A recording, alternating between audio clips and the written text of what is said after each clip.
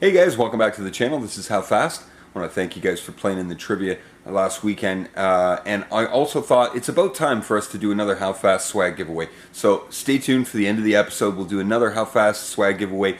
Best of 5, first person to 3 to get the correct answer on our trivia. I will send you a HowFast swag pack. So stick around later and we'll get to that. This week though, we're going to take some of these body panels off. We're going to remove that rear tire and we're going to take a look at those brake components that we need to get on order. And when we're done that, we're going to take the mount off of our mock-up transmission down here and we're going to put it on our built transmission, bolt the motor and tranny together and slip them into the engine bay so that we are sure that that engine is going to fit in there. It'll probably be I want to say its final resting place. Maybe not the last time it comes out, but definitely the right spot, and we can actually start running fuel lines and looming wires and things like that. So that is to come. But I also thought that, you know, there's been a lot of things that have been rolling in here over the last couple of weeks.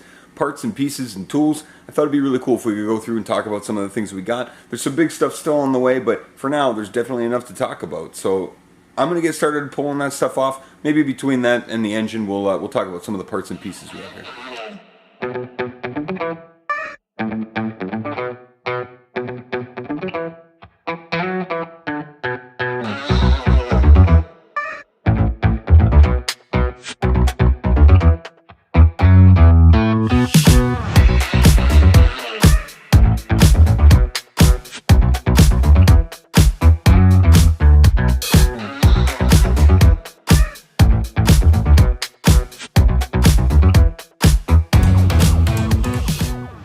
Alright, so this is what we're looking at, the hat and the rotor, and these are the things that we need to get for the driver's side. This is obviously the passenger side, but I need something to base my decision off of. And by decision, I mean, when I go on the All-Star website, I notice that they have 2 different sizes of these, and there's also a left and a right, obviously, so I need to get the driver's side, the left side rotor, and the hat. The question is, which hat? So I'm going to take measuring tape out here and throw a couple measurements on this and see exactly which one.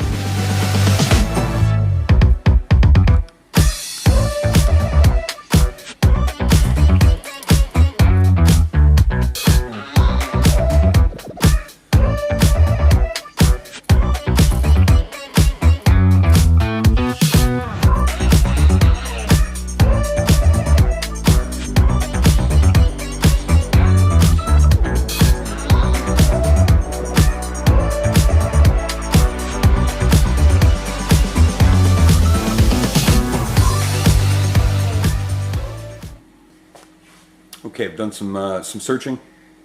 All-Star doesn't even have the same shape and style of rotor hat anymore. They have the same rotor, and I will get one of those. But it's questionable now where I'm going to get this piece. You know, this is probably kind of hard to come by. The only option I might have would be to replace this and this completely on both sides and change it to something different, but then I worry that the depth would change and whether the brakes would work well or not. I don't know. That's yet to be seen.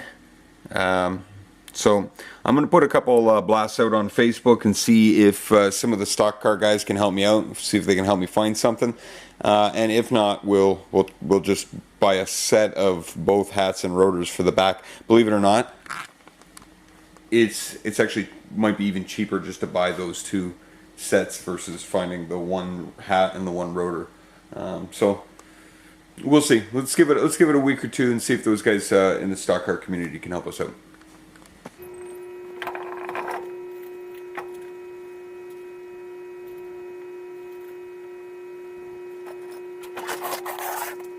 Okay, I'm going to keep searching. We'll see what we can do with that. But before we put that engine and transmission together, let's talk about a couple of the things that have been delivered to HQ here recently. Okay, so as you guys know, Dudgy, I don't know if you've been following along, Dudgy was put together with, I think, 1 million rivets. And as big of a pain in the butt as it was drawing all those out, I've got to go now and put them all back in to put his body back on. And I'm not going to do that with a standard rivet gun. My forearm I'd look like Popeye. But this here, something I picked up off of Amazon, hooks up to my drill. We'll give it a shot, see how it goes. It should make the process a bit easier. I was hoping to maybe get something pneumatic or electric, this is a very cheap alternative. So we'll test this little contraption out and see if it works. And if it does, it's going to make my life a lot easier. Next is a bunch of these buttons. Now these buttons are actually for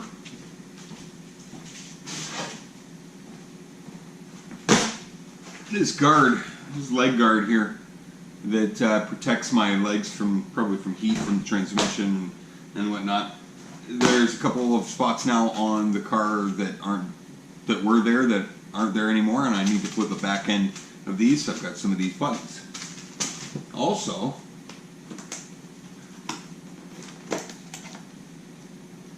our new Evil Energy fuel filters, 2 of them, for before the fuel pump and after the fuel pump, and all the fittings. Put them in. So I've got 2 of those. Also,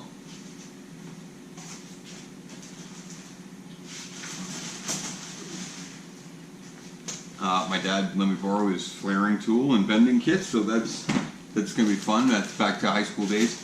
And in my hands here, I have all the brake line we're going to need. So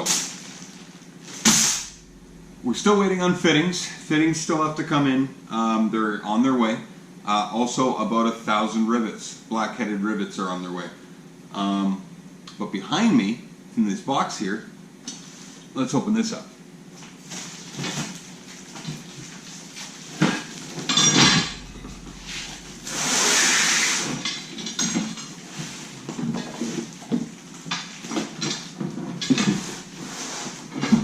And it says it on the side of the box. I don't know if you guys can see the side of the box.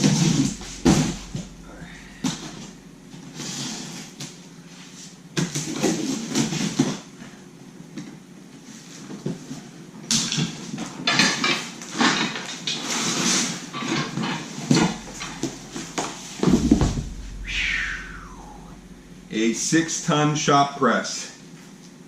So you guys know when I did the wheel bearing on Hildy there a couple months ago, I really needed one of these, and I didn't have one. And a local HowFast family member saved the day. So I have now bought this for HowFast because I feel like we really need it, and the times when we need it are always the times when there's never an opportunity to have. Like, if I didn't have it, I'm screwed. So I find that whenever I need these, it's at these like on a long weekend or something like that. We now have a shop press. What do we need this for? Well, we need it for our Ford 9-inch rear end. We're going to need it to push off some of the bearings and things like that. And that's what this is for. Now, should I bore you guys with putting this together? Would you guys want to watch this be put together?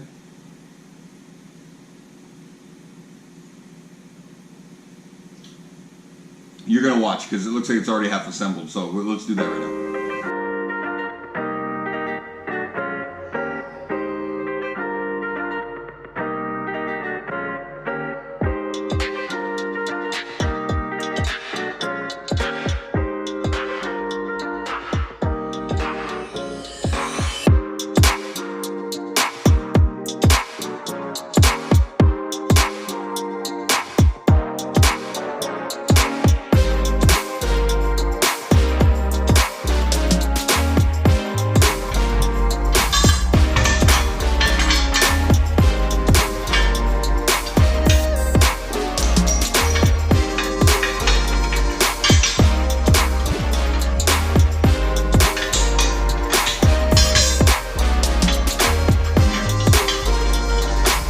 Together.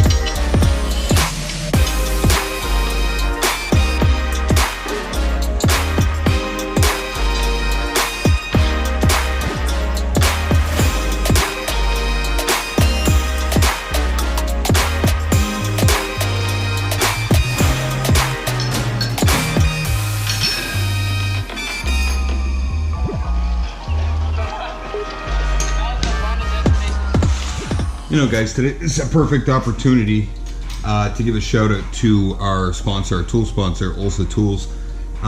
You know, I'm putting this thing together here. It's kind of tight in here. I've got my ratcheting wrench here from Olsa, and this thing works like a charm, even in these tight spots. And on the back side here, I've got the business end, which is this 270 degree swiveling ratchet. It's a 1/2 inch drive, big dog. And you can tell just by feeling it, you can tell how well made it is. Like, it's just thick, it's beefy. It's definitely a well-made tool. You know, I'm gonna put these things to real use on the car here shortly.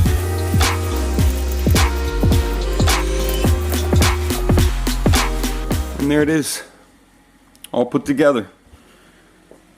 I feel a bit more comfortable having this tool here, in that, you know, if we really need to put the, you know, if we got to really put some elbow grease into something, this tool will help us do that. Now, it seems kind of low, right? It's on the floor right now. I wonder, should I put it up on a counter somewhere? No, I'm going to leave it on the floor. In fact, I'm just going to tuck it back here behind the couch for now, and when we need it, we'll pull it out, because space is at a premium in here lately, boys and girls, especially with this old stove in here. Gotta get rid of this thing. Does the snap work if you're not looking at it? Like, if I go, what happens? Does it? Aha! Well, at least we got a little extra room in here now. That's nice. All right, let's talk about our transmissions and how they are similar and how they're different. This one has the scatter shield on it. I'll take that off. You can see the difference between the two. So there's a couple of differences that I notice on the casing right off the hop. Obviously, this one over here, you can see those holes, those cutouts, and that like a solenoid up here, which is attached to like an arm that goes to the shifter, and the solenoid at the back. And these bolt holes here on the tail stock of the transmission are there, whereas over here we don't have any of those holes. The solenoid's a little different. Oh, also there's these like ears, these like tabs on this transmission that aren't on here, and there isn't that solenoid. Also this one obviously sits higher because it's got a deeper pan, but all in all, they are the same transmission. Couple differences though that I noticed. This one has got more splines that are smaller. This one has got fewer splines that are thicker. And I don't know if there's a preferred tailstock. I don't know if it's better for us to take all the parts from this and put it into this, or do we stay with everything in here? I don't know, you know. So I really do want to talk to probably Randy and see what he's got to say about it, and see if he's got any thoughts on which one would be the better like pieces and parts to use together.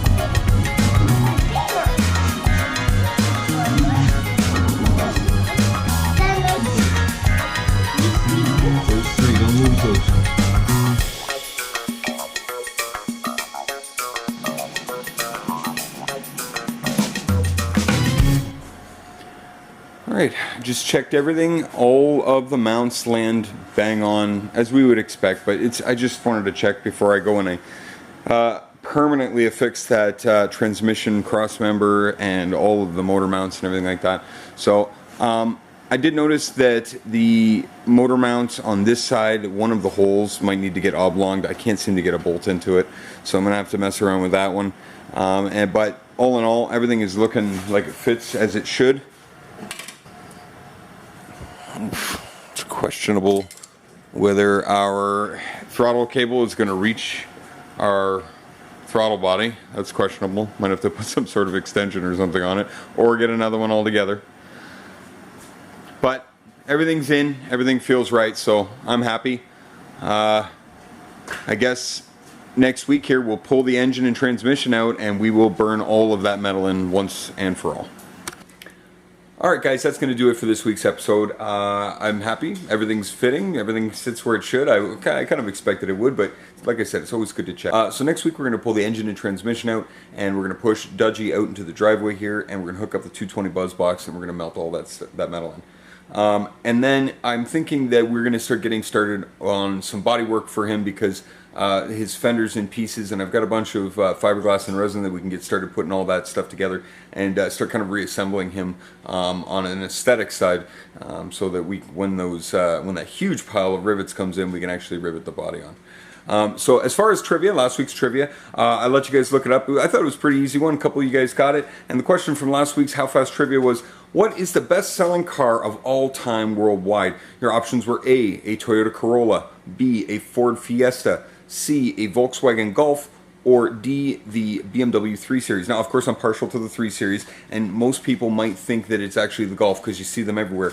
So the correct answer was the Toyota Corolla, and a couple of you guys got that right, so congratulations.